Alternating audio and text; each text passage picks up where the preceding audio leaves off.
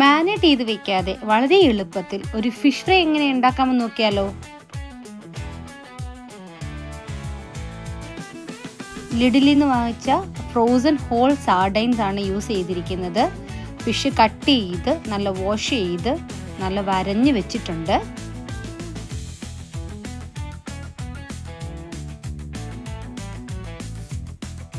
ഇതിലേക്ക് നമ്മൾക്ക് ആവശ്യമായ ഇഞ്ചി, വെളുത്തുള്ളി, സവാള അല്ല ചെറിയുള്ളി, കറിവേപ്പില എടുത്ത് വെച്ചിട്ടുണ്ട്. ഇഞ്ചിയും വെളുത്തുള്ളിയും സവാളയും കൂടെ ചതച്ചെടുത്തു. അതിലേക്ക് 1 സ്പൂൺ മുളക്, 1/2 സ്പൂൺ മല്ലിപ്പൊടി, 1/4 സ്പൂൺ മഞ്ഞൾപ്പൊടി എന്നിവ എടുത്ത് വെച്ചിട്ടുണ്ട്. പാൻ വെച്ച് ഗ്യാസ് ഓൺ ആക്കുന്നതിന് മുൻപേ തന്നെ ആവശ്യമായ കോക്കനട്ട് ഓയിലോ സൺഫ്ലവർ ഓയിലോ ചേർത്ത് കൊടുക്കുക. ഇതിലേക്ക് നമ്മൾ ചതച്ച് വെച്ചിരിക്കുന്ന ഇഞ്ചി, വെളുത്തുള്ളി, സവാള അല്ലെങ്കിൽ കൊച്ചുള്ളി പേസ്റ്റും മഞ്ഞൾപ്പൊടിയും മുളക് പൊടിയും മല്ലിപ്പൊടിയൂടെ ചേർത്ത് നല്ലോണം മിക്സ് ചെയ്ത് കൊടുക്കുക. പുളി പിഴിഞ്ഞ് വെള്ളം കൂടെ ചേർത്ത് കൊടുക്കുക. ആവശ്യത്തിന് ഉപ്പ് ചേർത്ത് കൊടുക്കുക. ഇതെല്ലാം കൂടെ നന്നായി മിക്സ് ചെയ്ത ശേഷം ഗ്യാസ് ഓൺ ചെയ്യുക.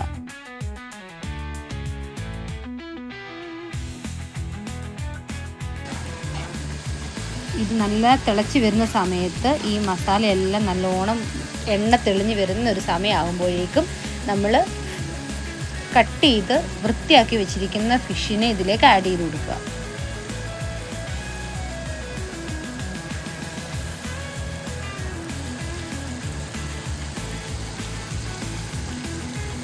അടച്ചു വെച്ച് ഒരു സൈഡ് മുരിയുന്നിടം വരെ ഫുള്ള് തീയിൽ തന്നെ വെക്കുക.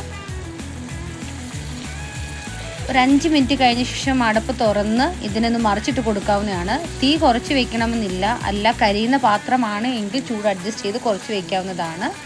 ഇതിനെ ഇനി അടച്ചു വെക്കേണ്ട കാര്യമില്ല. മറിച്ചിട്ട് നല്ലോണം മുറിച്ചിട്ടാൽ മാത്രം മതി.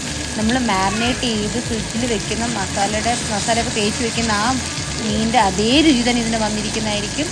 നമ്മുടെ ആവശ്യത്തിന് പരുവത്തിന് അതിനെ മുറിച്ച് എടുക്കാവുന്നതാണ്. റെഡി ആയിട്ടുണ്ട്. നമ്മൾക്കൊരു പാത്രത്തിലേക്ക് ഇതിനെ എടുത്തു വയ്ക്കാം.